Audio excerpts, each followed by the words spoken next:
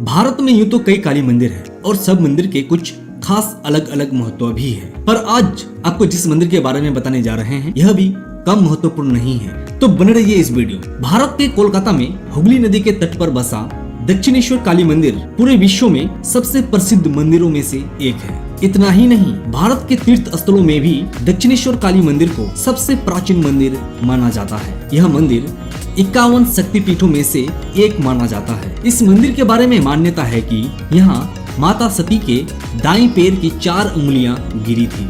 इस मंदिर को दिव्य धाम भी कहा जाता है। कई लोगों का मानना है कि कोलकाता शहर में मां काली खुद निवास करती है।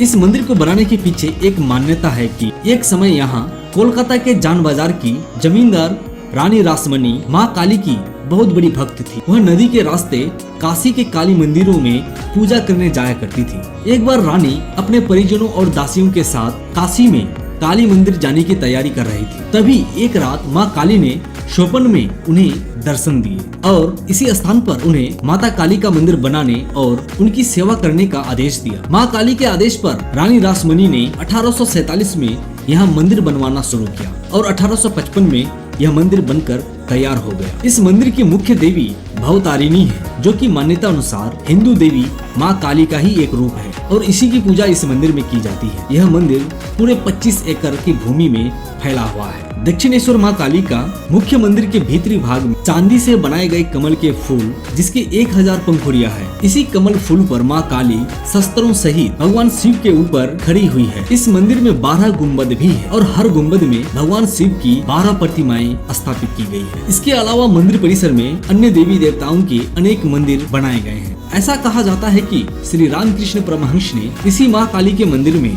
मां काली की आध्यात्मिक दृष्टि प्राप्त की थी तथा उन्होंने इसी स्थल पर बैठकर धर्म एकता के लिए प्रवचन भी दिए थे। ऐसा भी कहा जाता है कि इसी जगह मां काली ने रामकृष्ण परमहंस को साक्षात दर्शन दिए थे। फिर बाद में रामकृष्ण परमहंस इस मंदिर के पुजारी भी बने और मंदिर में ही रहने लगे। इस मंदिर परिसर में श्री रामकृष्ण परमहंस का कमरा भी है, जिसमें उनका निजी पलंग तथा स्मृति चिन्ह उनके याद में रखे गए हैं। अब आप इस मंदिर से जुड़े कुछ फैक्ट बातों को भी जान लीजिए। इस मंदिर को बनाने वाली रानी रासमणी एक शूद्र जमींदार की पत्नी थी। इनके पति का नाम राजचंद्र था। जब इस मंदिर का निर्माण करवाया तब रासमणी विधवा हो चुकी थी। जिस समय इस मंदिर का निर्माण हुआ उस समय पूरे बंगाल में कुलीन प्रथा का प्रचलन सबसे ज्यादा था। मंदिर को बनाने में लगभग 8 वर्ष का समय लगा था और कुल 9 लाख रुपए खर्च हुई थी। उस समय छुआछूत के कारण एक शूद्र स्त्री द्वारा मंदिर का निर्माण करवाए जाने की वजह से कोई भी ब्राह्मण इस मंदिर का पुजारी बनने के लिए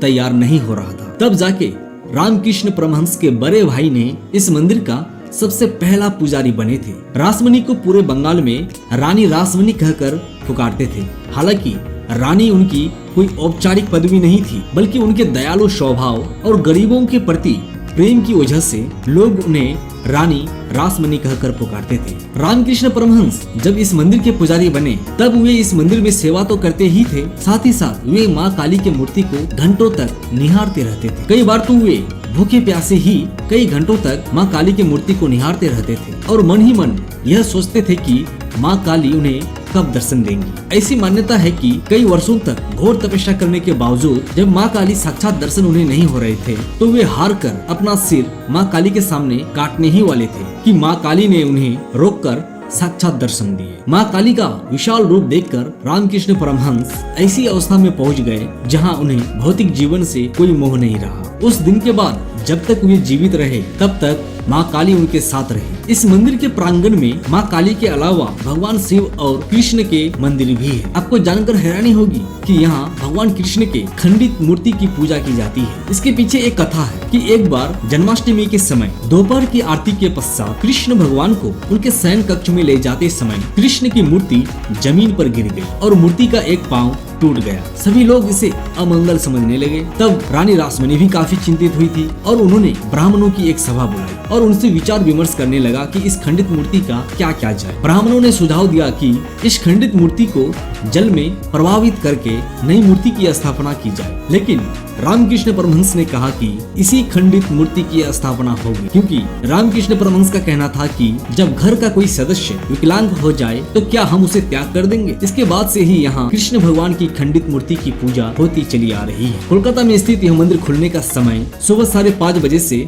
12:30 बजे तक और शाम को 3 बजे से 9 बजे तक है। तो आज की वीडियो में बस इतना ही। वीडियो अगर पसंद आया तो वीडियो को लाइक कीजिए, शेयर कीजिए और ऐसी ही इंटरेस्टिंग वीडियो देखने के लिए चैनल को सब्सक्राइब कीजिए और बेल आइकन को भी दबाइए ताकि नई वीडियो का नोटिफिकेशन सबसे पहले आपको मिले। मिलते हैं एक नई वीडियो में, तब तक के लिए नमस्कार।